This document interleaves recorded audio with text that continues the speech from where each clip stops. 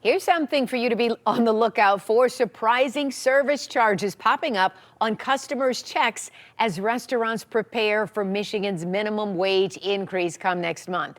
We found a 20% fee tacked on at John Cowler and Sons in Farmington. Owners say they are worried they won't be able to sustain the wage increase for tipped workers. 7 News Detroit reporter Rudolph Snyder has all sides of this decision, including the Republican lawmakers trying to stop this and the advocates pushing for this to become and remain law.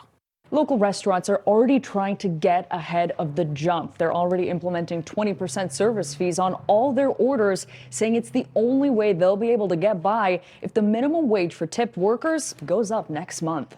This business model cannot support what they're trying to do. At John Cowley and Sons Irish Pub in Farmington, owner Greg Cowley says 3 weeks ago he decided to take initiative and implement a 20% service fee due to the expected minimum wage increase for his workers come February 21st. I didn't want to be the tip of the spear, but I also didn't want to lose my staff. Last summer, the Michigan Supreme Court reinstated a 2018 law that state Republicans at the time blocked to increase the tip wage and amount of sick time leave for workers.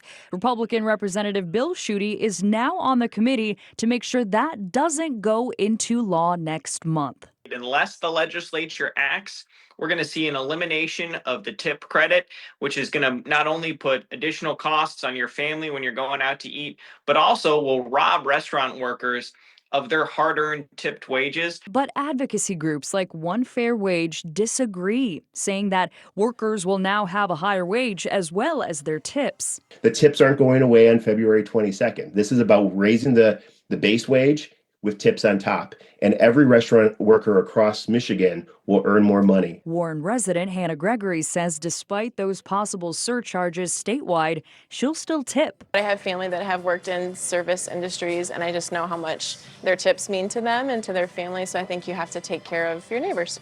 But that higher wage, it comes from the back pockets of restaurant owners like Greg, who had to choose to either let go of staff to combat the wage hike or introduce that surcharge. I've got about 16 servers, and half of them are full-time and half of them are part-time. And I said, hey, time out. I mean, I can't run the building without 16 servers. I need that kind of labor. Representative Schuette and other House Republicans have 2 bills that would reinstate the tip credit and address sick time, and is hoping to get those on the House floor by Thursday. Greg hopes those bills go through, but other advocates don't. It's long overdue that we increase it, and again, it's a gradual increase. $2 is not going to upend everything. In Farmington, I'm Rudolph Snyder, 7 News Detroit.